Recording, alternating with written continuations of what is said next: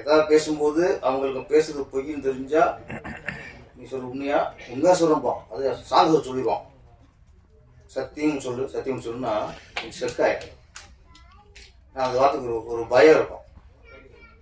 சத்தியம் பண்ணி சொல்லும் போது கொஞ்சம் தயக்கம் பயம். ஏன்னா நம்ம பொய்யும் போது சத்தியம் பண்ணுறது வராது.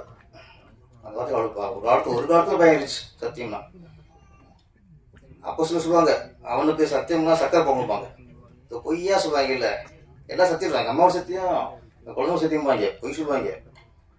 அவங்க சொல்லுவாங்க இவனுக்கு சத்தியம்னா அவன் சக்கரை பொங்கல்பாங்க. சத்தியங்கிறது